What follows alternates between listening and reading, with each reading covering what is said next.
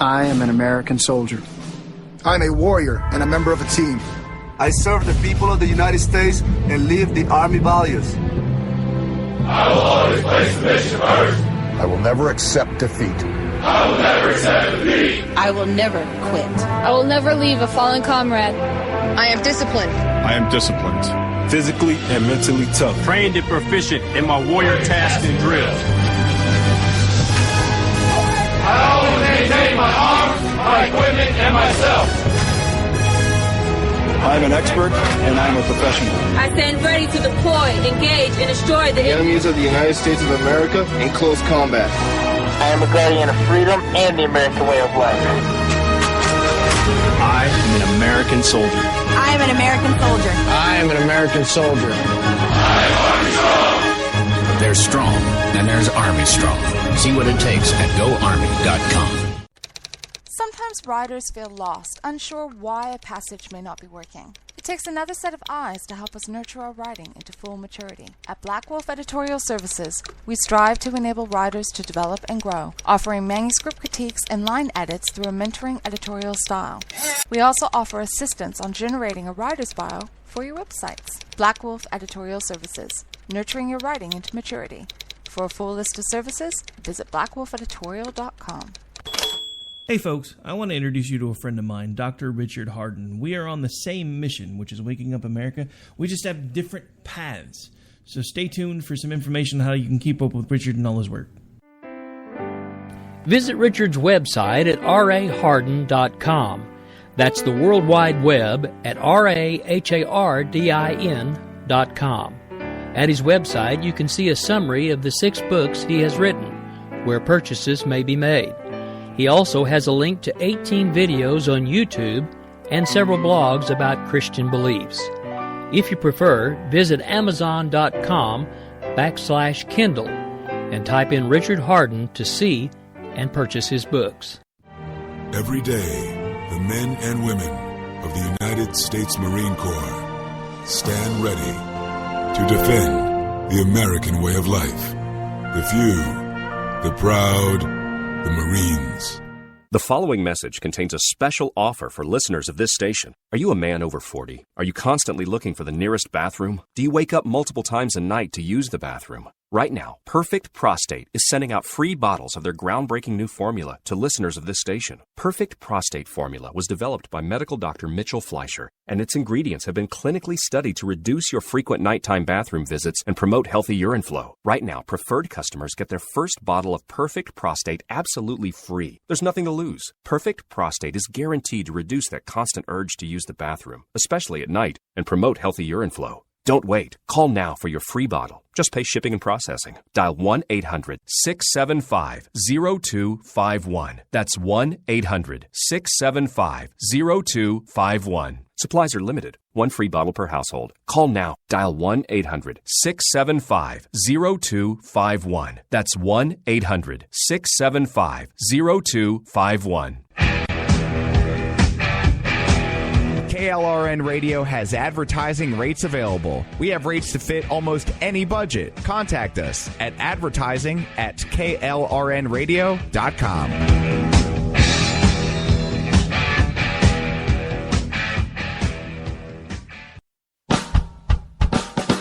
You're listening to the Spark Radio Network, internet radio like you've never heard before.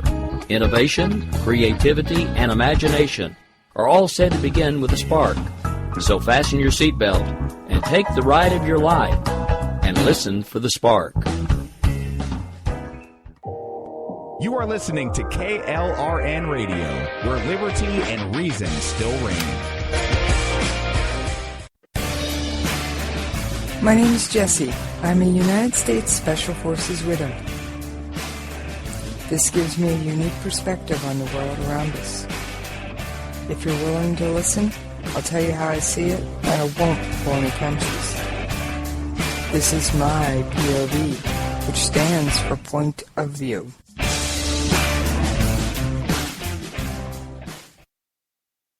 All right, this is Jessie. I am so happy to be back with you guys. As the title indicated, this is the short version.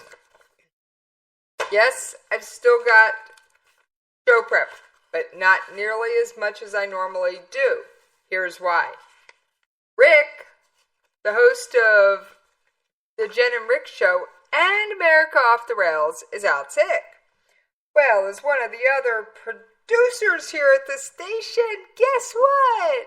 It comes to me to try and fill in for him. No, so Jen and I will be doing the Jen and Rick Show right tonight at 10 o'clock, and I've got to get some show prep done for that. And then I'll be producing America Off the Rails tonight at 11. Hello?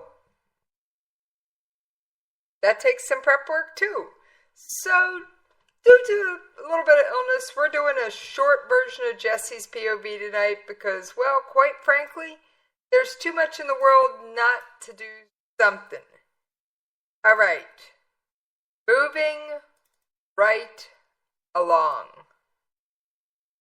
Yes, moving right along because I'm not staying here that long. I don't even have an ad roll queued up. And I'm not going to cue one because we're doing it and we're getting out.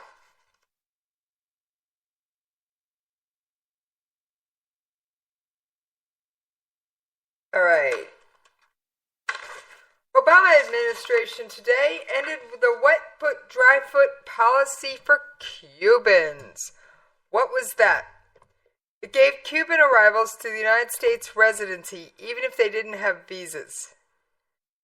Effective immediately, Cuban nationals who attempt to enter the United States illegally and do not qualify for humanitarian relief will be subject to removal consistent with U.S. law enforcement policies. By taking this step, we are treating Cuban migrants the same way we treat migrants from other countries. Cuban government has agreed to accept the return of Cuban migrants just as they accepted migrants interdicted at sea. Now, this is news because it's been a long-standing U.S. policy for decades. And it's a policy I actually agreed with. However, I'm not sure we should be ending it. I understand that it may have needed some revision. However, this is just too much. And I'm actually going to quote Senator Bob Menendez of New Jersey. He issued a terse statement. Today's announcement will only tighten the noose the Castro regime continues to have around the neck of its own people. By ending the policy, the administration is doing away with the 2006 program that allowed medical personnel required by Cuba to study or work in a third country to essentially defect to the U.S. Obama said the program contradicts U.S.-Cuba efforts to combat diseases. Excuse me, first of all, what are we doing with Cuba? Cuba is not a place that is on my vacation list, and while I would love to go see the Cuban people, I'm sorry, I will, out of deference to many Cuban Americans I know, I will not do so while the Castro regime is still in place, pursuing their vastly egregious policies against their own people. All right, I am almost halfway through my show. No, we're not taking a break. We're rolling on. I am ending this show at the bottom of the hour, maybe a few minutes after. Polish troops and the community welcome the Iron Brigade. Polish and American soldiers celebrate the arrival of American forces in Poland with a welcome ceremony at Tank Square.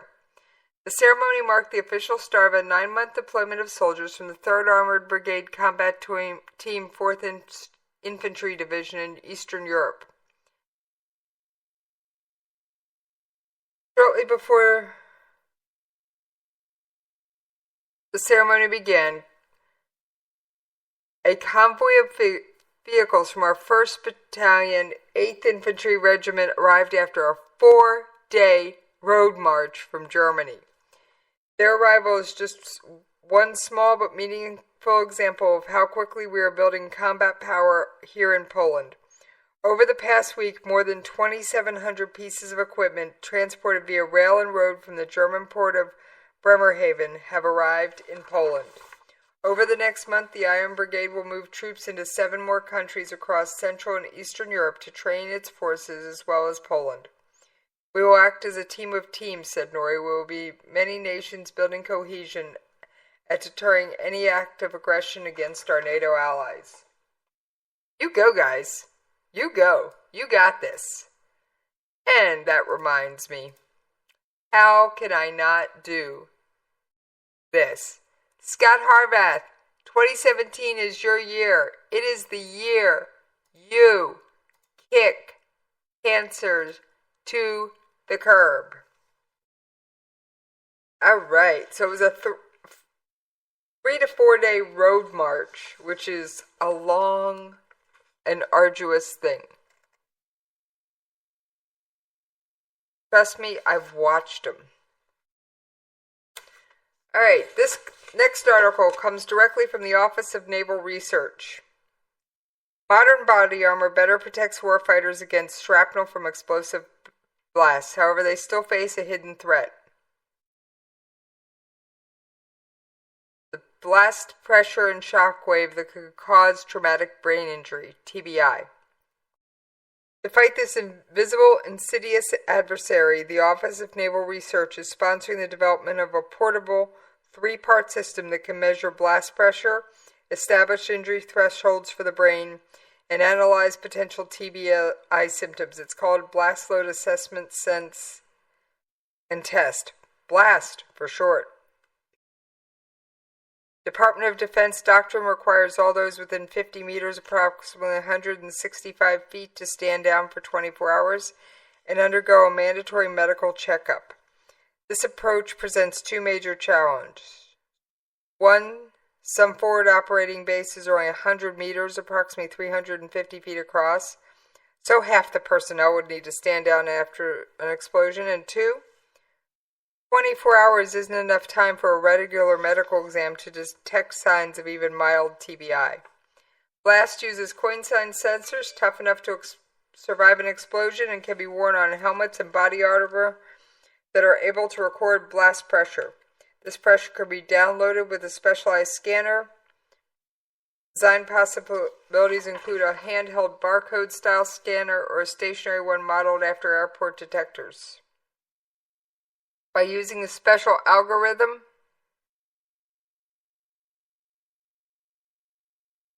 to convert data into a go or no-go injury threshold, BLAST indicates if exposed warfighters can stay in the fight or need a TBI-focused medical exam, with a third component called a neurofunctional assessment tool. The assessment tool is sized like a computer mouse, fits in the palm of the hand, and emits vibrations to stimulate fingertip sensations and assess brain health. By testing whether or not warfighters feel the vibrations administered in a variety of patterns, a medic or corpsman can decide if someone exhibits TBI symptoms and needs to stand down. Together, the components of BLAST can enable us to designate a pressure threshold number for someone for when someone is at risk for TBI and needs to stand down for more advanced testing or medical care. Think of it as a speedometer. When you're going too fast or too slow depends on road conditions and is indicated by the speed limit. BLAST determines a safe speed for the brain. Way to go, ONR. All right. Got a couple clips here from today from Mad Dog Mathis's confirmation hearing. Let's take a listen to the first one. Chairman, history is not a straitjacket, but I've never found a better guide for the way ahead than studying the history. Since Yalta, we have a long list of times that we've tried to engage positively with Russia. We have a relatively short list of successes in that regard. And I think right now the most important thing is that we recognize the reality of what we deal with Mr. Putin, and we recognize that he is trying to break the North Atlantic Alliance, and that we take the steps, the integrated steps, diplomatic, economic, military, and the alliance steps, the working with our allies to defend ourselves where we must. You are a distinguished student of history. Yes, Mad Dog Mattis is a distinguished student of history. I've got one more clip that I found was just fascinating. As we are all aware, that following World War II, a world order was established, which has held for basically the last 70 years. Do you believe that world order is now under more strain than it's ever been? I think it's under the biggest attack since World War II, sir, and that's from Russia, from terrorist groups, and with what China is doing in the South China Sea. All right, so he doesn't like China, he doesn't like Russia, and as he said in another section of his hearing that I don't have queued up for you, he believes our best weapon is a stronger military and defense and deterrence. Now, I don't recall if I did this one yesterday, but we're doing it today. A high-tech sea-based U.S. military radar has left Hawaii to monitor for potential North Korean intercontinental ballistic test launches, according to a U.S. defense official. Of course, they're being anonymous because they're probably talking out of school. And I'm going to say they are based on what's said in this article. The radar known as Sea-Based X-band radar, SBX, left on Monday and will reach its destination about 2,000 miles northwest of Hawaii towards the end of January. Radar is able to track ICBMs and differentiate between hostile missiles and those that are not a threat. On Tuesday, U.S. Defense Secretary Ash Carter said the military might monitor a North Korean intercontinental ballistic missile test and gather intelligence rather than destroy it, as long as the launch did not pose a threat. Why? Because it may be to our advantage to, first of all, save all our interceptor inventory, and second, to gather intelligence from the flight rather than to intercept the ICBM when it's not threatening. Carter's remarks came just over a week after U.S. President-elect Donald Trump vowed that North Korea would never fulfill its threat to test an ICBM. The SBX's current deployment is not based on any credible threat, however. We cannot discuss specifics for this particular mission while it's underway.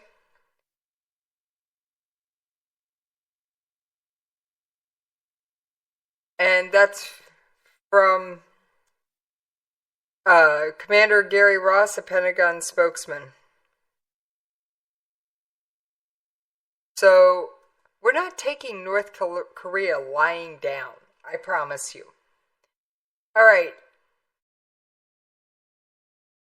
Got two more things I'm going to bring up, and then, believe it or not, folks, we're hitting the door.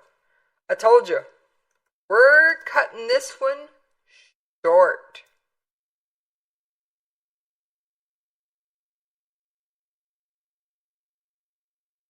We are cutting this one short. What would a night be without Iran and North Korea? Come on, it just wouldn't be a show. Okay. As you know, the Iran nuclear deal is a source of great contention, especially on this show. President-elect Trump tweeted just before the new year, these words have been largely, it's a horrible deal, and those words have been largely ignored. He pledged during the campaign to tear up and renegotiate the nuclear deal. And he does have the option because the Joint Comprehensive Plan of Action was not put before Congress. However, it is unlikely that Russia, China, Britain, France, and Germany, the other five parties, would agree to jeopardize it. Pulling out would isolate the United States. Secondly, it does if Iran behaves, and that's a big if in my book. If Iran behaves, it delivers a period of significant constraints over Iran's nuclear program in the first 7 years with tight inspections and monitoring.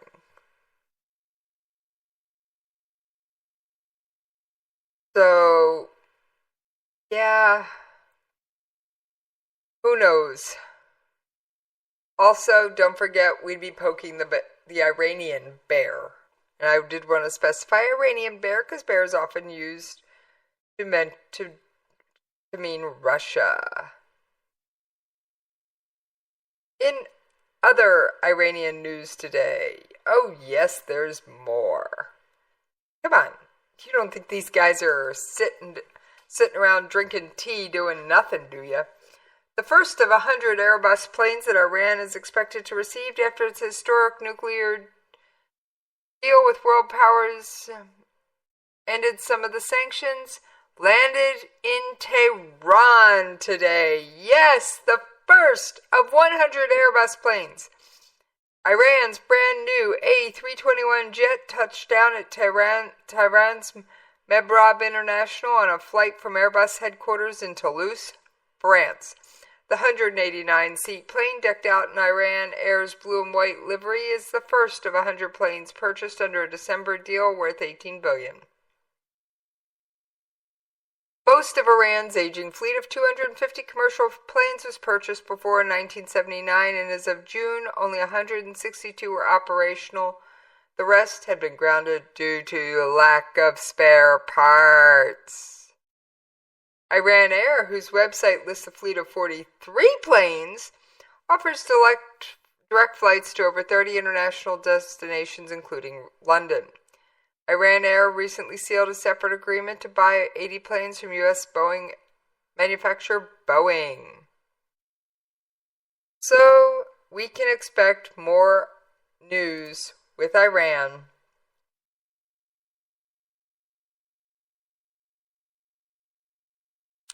Oh, and this was just absolutely my favorite story of the day for Iran. Iran has received authorization from world powers to import 130 tons of natural uranium. Excuse me? Excuse me? We are expecting Iran to play by the rules. By agreeing to this, I think we are opening up Pandora's box and a can of worms. Now, no one's named the supplier that I can find. However, this isn't their first import. Houston, I'm smelling a problem. They imported 220 tons of uranium since the deal went into effect January 2016, and the additional 130 tons would provide Iran with, quote, good reserves for its nuclear program. Now, I'm sorry. Why are we giving the fox the keys to the hen house? Why?